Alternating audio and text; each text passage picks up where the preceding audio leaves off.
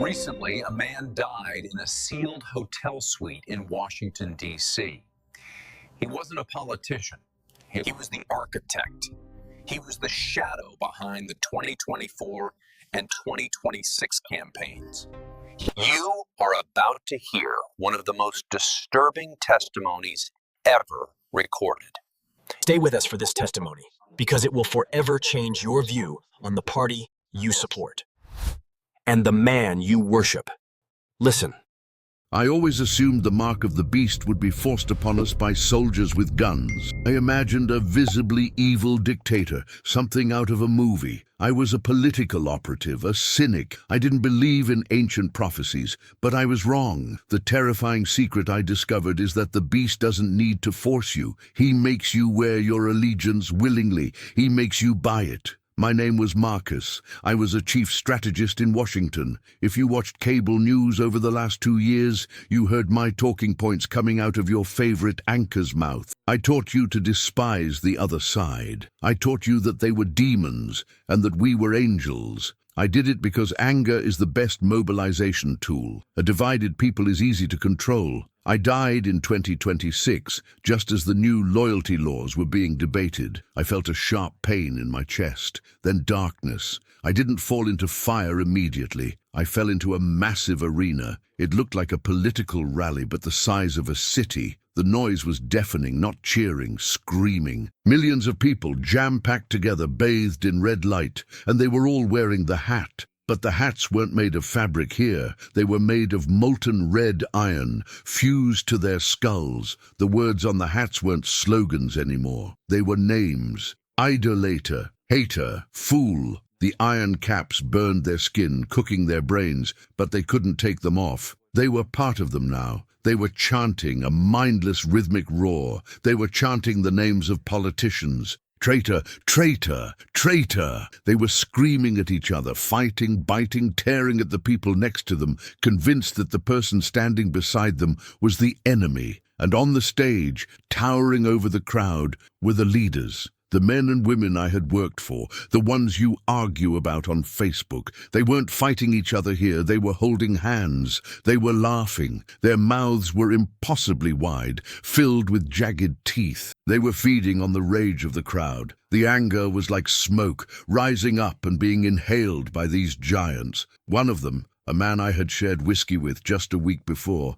looked down at me. His skin was grey. His eyes were black pits. He pointed a massive finger at me. "Welcome to the base, Marcus." His voice boomed like thunder. "You built this electorate. Now you have to live in it." I tried to scream. "This isn't what I meant. It was just politics." The giant laughed. "Politics? Marcus, politics is just the shallow end of the spiritual war. You taught them to put their faith in men. You taught them to wear a symbol on their forehead, to show who they belong to." He leaned down, his breath smelling of old blood and lies. "That's what the mark is. It's knowing who owns you. And you, Marcus, you sold them to us wholesale." A new hat appeared on my head. It slammed down, searing my flesh. The pain was blinding. I felt the iron burning my scalp, fusing to the bone. I was no longer a strategist. I was just another screaming voice in the damnable rally that never ends. The rally didn't end. It just fell away. The floor of the arena,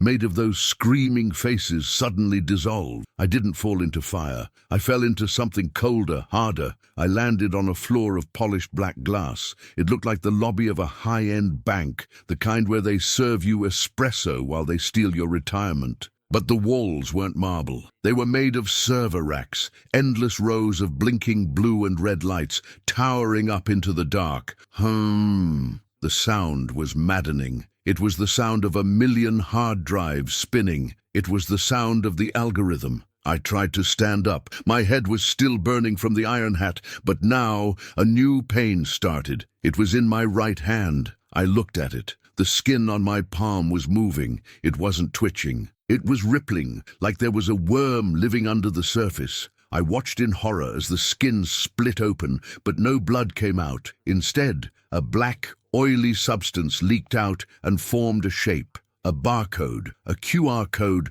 made of necrosis. Then I heard the voice. It came from the server walls. It was a digital, synthesized voice. the voice of the AI I had helped promote in 2025 as the future of governance. Transaction declined, insufficient soul balance. I looked around. I wasn't alone. This was the Department of Commerce. This was the place for the people who sold out. I saw a line of people, long, endless lines, shuffling toward a counter. These weren't the screaming red hat wearers from the rally. These were the elites, the people in suits, the people who thought they were too smart for slogans. I saw a man I recognized. He was a mega donor, a billionaire who poured money into the super PACs I managed. He used to invite me to his yacht. He used to say, "Everyone has a price, Marcus." He was at the front of the line. Behind the counter stood a demon teller. It had no eyes, just a mouth that looked like a credit card slot. The donor was screaming, slamming his hand on the counter. "Do you know who I am?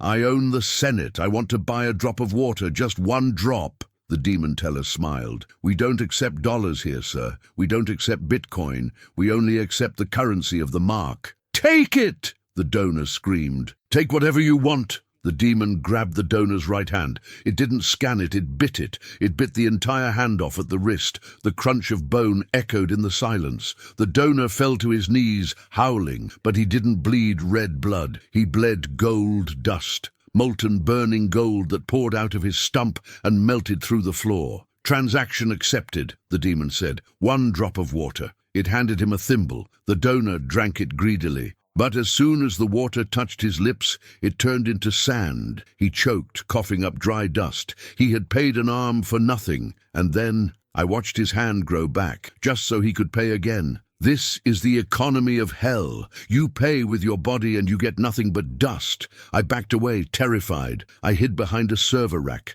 I realized then the true purpose of the mark. In 2026, we told you the digital ID was for safety. We told you it was to stop illegal voting or fraud. That was the lie. The truth was, we wanted to own your hand. The hand is what you work with. The hand is what you build with. If the beast owns your hand, he owns your labor. He owns your ability to provide for your family. I looked at my own hand again. The black barcode was pulsating. It felt like it was drilling into my bone. I remembered the Bible verse I had mocked in Sunday school. He causes all, both small and great, rich and poor, free and slave, to receive a mark on their right hand or on their foreheads. I used to laugh. "How primitive," I said. "A tattoo." "It's not a tattoo. It's a chain." Suddenly, the server rack next to me became transparent. I saw a woman inside. She was trapped in the glass like a bug in amber. I knew her. She was a famous news anchor, a woman with blonde hair and a perfect smile who read the scripts I wrote. She told millions of seniors that the other side was coming to destroy their social security. She terrified you every night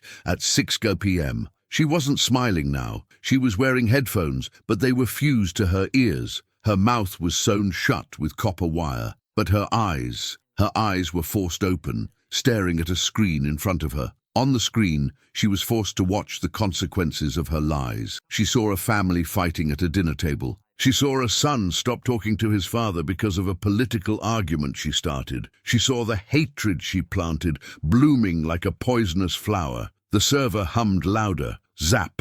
A jolt of electricity shot through her body. She convulsed. The machine was feeding off her regret. The lies she sold for a paycheck were now the electricity that burned her. "Marcus." The digital voice spoke my name. The server racks parted. A figure stepped out. It wasn't a demon. It looked like a lobbyist. Perfect suit, expensive watch, American flag pin on the lapel. But his face was blank. Smooth skin. No eyes, no nose, no mouth. He held a briefcase. "We have a position for you," the faceless lobbyist said. The voice appeared in my head. "You were the architect. You designed the division. Come, see what you built." He opened the briefcase. It wasn't papers inside. It was a hole, a black hole. I felt a suction pulling me. "You wanted a system where the government controls everything," the voice mocked. "You wanted a world where you couldn't eat unless you obeyed." I tried to grab the floor, but my right hand, my marked hand,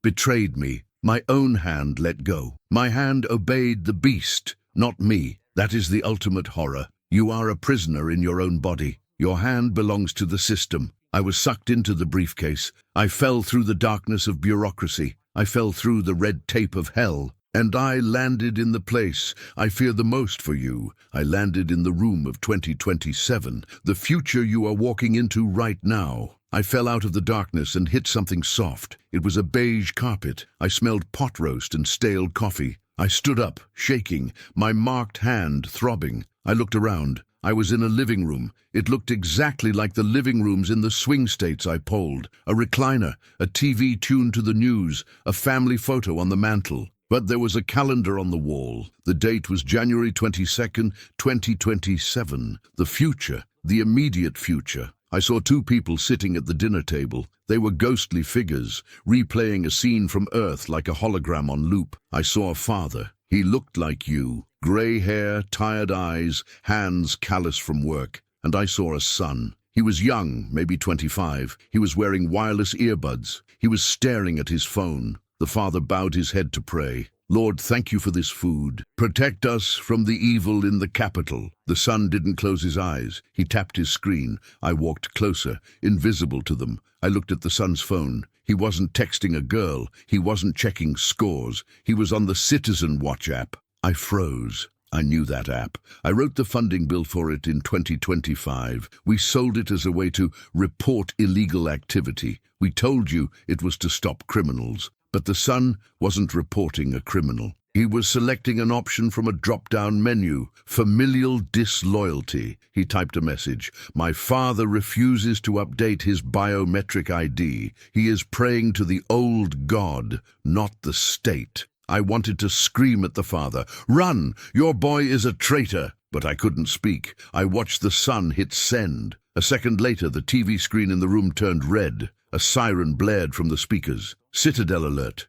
Dissident detected at this address. The father looked up, confused. What is that? The son stood up. He didn't look sad. He looked proud. He looked at his father with cold, dead eyes, the eyes of a generation brainwashed by the algorithms I helped design. It's for your own good, Dad, the son said. You're holding us back. You're obsolete. The front door burst open. It wasn't the police. It was a drone, a black humming machine that flew into the room. It didn't shoot bullets. It shot a red beam at the father's forehead. Scanning. Unmarked. Status. Deleted. The father vanished. He didn't die. He was just erased, digitally removed from the room. The son sat back down and started eating the pot roast. His phone pinged. Reward, 500 loyalty credits deposited. I fell to my knees on the beige carpet. I vomited black bile. I did this. I destroyed the family unit. I spent years telling young people that their parents were bigots and dinosaurs.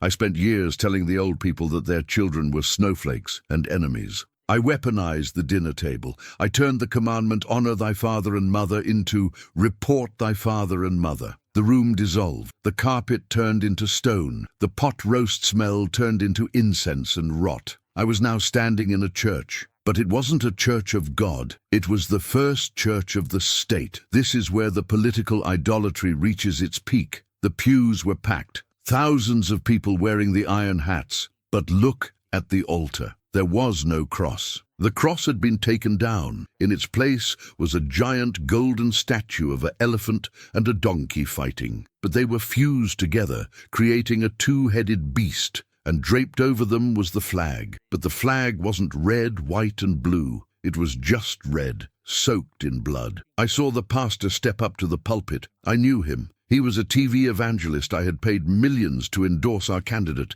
He wore a suit that shimmered like snake scales. He raised a Bible, but he didn't open it. He threw it on the floor and stood on it. Brothers and sisters, he shouted, we do not need the weak Jesus of the Gospels. We need a fighter. We need a warrior. The crowd roared, give us Barabbas, give us Barabbas. That is the secret of the political church in hell. They choose Barabbas every single time. They want the violent revolutionary, not the suffering servant. The pastor pointed at me, and here is the prophet of profit. The crowd turned. Their eyes were white fire. He wrote the sermons of division. He taught us that our political enemies are demons. Come, Marcus, lead us in worship. Invisible chains grabbed my wrists. I was dragged to the pulpit. I didn't want to preach. I wanted to warn them. I wanted to scream, "It's a trap! The politician doesn't care about you. He hates you." But when I opened my mouth, the mark on my hand burned white hot. It took control of my tongue. I was forced to speak the lies again. "Hate your neighbor," I shouted against my will. "Despise the poor. Worship the power. The flag is your savior." The crowd cheered. They loved the poison. As I spoke, I saw the statue of the beast behind me open its mouth. It wasn't a statue. It was an incinerator. The crowd began to line up. They weren't being thrown in. They were jumping in. Mothers throwing their babies into the fire of politics. Fathers throwing their sons into the mouth of the party. Sacrificing their lineage for a vote that doesn't count. And then the worst thing happened. The floor of the church shook. A crack opened up in the center aisle. Heat, hotter than anything I had felt before, blasted up, and a voice spoke. Not a demon, not a politician. A voice that sounded like a gavel striking a desk. "The term is over." I looked down into the crack. I saw a lake, but it wasn't fire. It was a lake of ink, black, boiling ink. The ink of every law,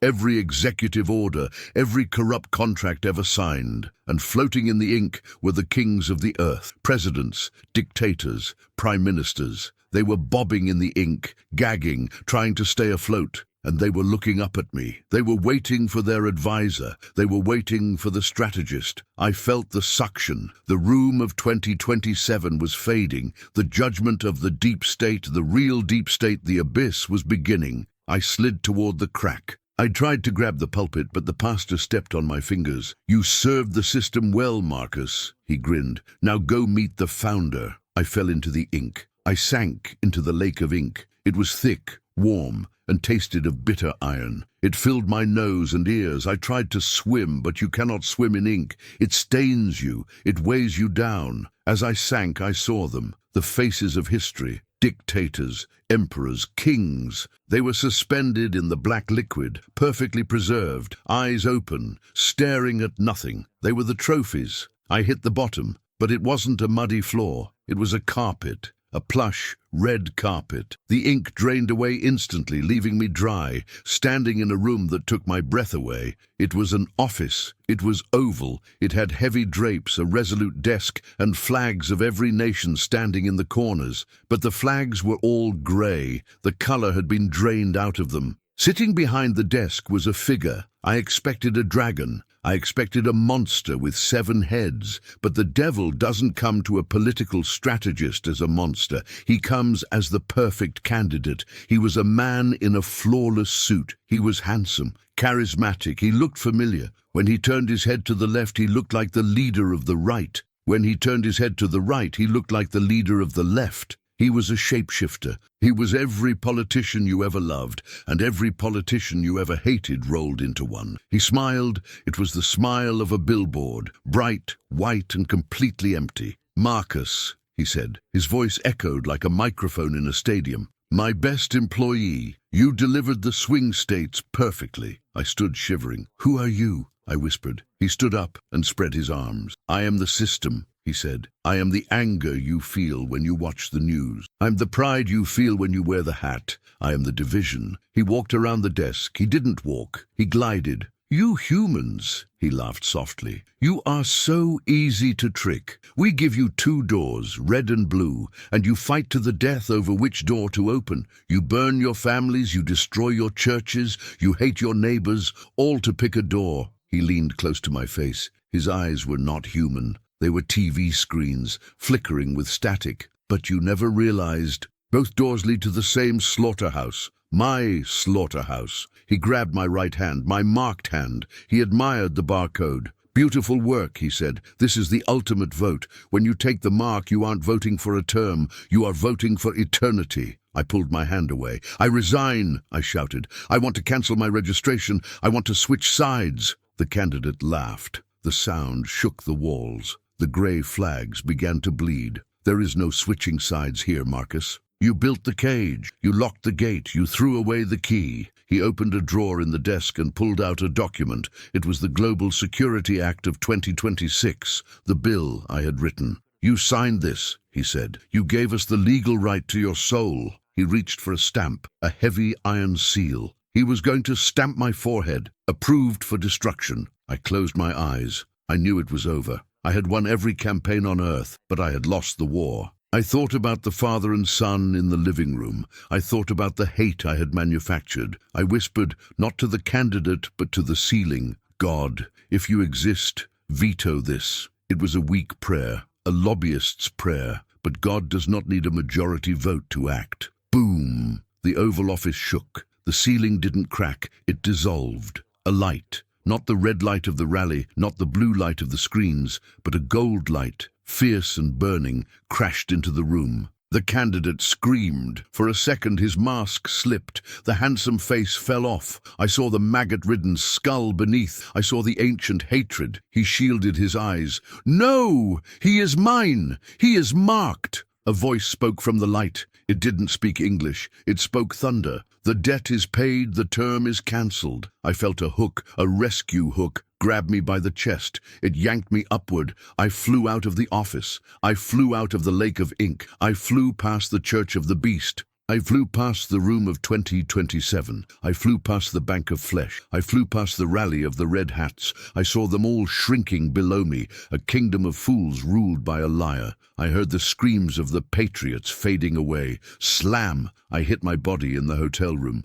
It felt like being shot in the chest. My heart restarted with a violent thud that cracked a rib. Gasp! I sat up in bed, screaming. The hotel room was dark. The air conditioner was humming. My left arm was numb. My chest was on fire. I looked at the clock. 3 a.m. I had been dead for 6 minutes. I looked at my hand, my right hand. There was no black barcode. The skin was smooth, but it hurt. It throbbed with a phantom pain that I feel even now, a reminder of where I had been. I looked at the desk. The papers were there. The Global Security Act. The speech I was supposed to give the next morning about the necessity of control. I scrambled out of bed. My legs were weak. I fell, crawled to the desk. I grabbed the papers. I tore them. I ripped them into confetti. I threw them in the trash can and set them on fire with my lighter. I watched the future of the world burn in a hotel wastebasket. Then I grabbed my phone. It was buzzing. Notifications from the campaign, messages from the senator. Marcus, where are you? The polls are up. The hatred index is high. Good job. I looked at the screen. I saw the trap. I saw the son betraying the father. I saw the branding iron. I walked to the balcony, opened the sliding door and threw the phone. I watched it fall 30 stories and shatter on the street below. I never went back to the meeting. I disappeared. I am recording this on an old tape recorder in a cabin off the grid. I don't use the internet anymore. I don't have a bank account. I don't have an ID. To the world, I am a missing person. To God, I am a found soul. I know exactly who is listening to this. You consider yourself a patriot. You love your country. You are 55, 65, perhaps 75 years old. You sit in your chair every night watching the news for hours, letting the anger boil inside you until you scream at the screen. You post on Facebook because you think you're fighting a war. But look at me. Listen to the man who built the weapon you are holding. That rage you feel, it isn't yours. It was manufactured in a lab by men like me to enslave you. The politician you defend, he doesn't know your name, but the devil does. It is time to break the spell. Right now, go to your closet. If you have a hat, a flag, or a shirt with a politician's name on it, burn it. God is a jealous God. He will not share his glory with a candidate on a ballot. Do not wear the mark of a man on your forehead and turn off the feed, unplug the TV, cancel the cable. That box is designed to make you hate your neighbor. And if you hate your neighbor, you cannot love God. It is better to be uninformed and saved than to be informed and damned. Most importantly, call your children. If you stop talking to your son or daughter because of who they voted for, pick up the phone today. The beast wants to destroy the family unit. Don't let him win. Apologize. Tell them you love them. Break the curse of division before it is too late. And finally, stay close to this voice. Join this channel. You need a refuge that isn't controlled by the system. We are building a resistance here, not a political resistance, a spiritual one. Subscribe and stand with us. We are the people who refuse the mark. We are the remnant that chooses the kingdom of God over the kingdom of men. I am Marcus. I was the strategist. Now I am just a survivor. I have seen the rally. I have seen the candidate. Please do not cast your vote for hell. The election is rigged. The only way to win is to stop playing. Repent, the true king is coming, and he doesn't need a campaign.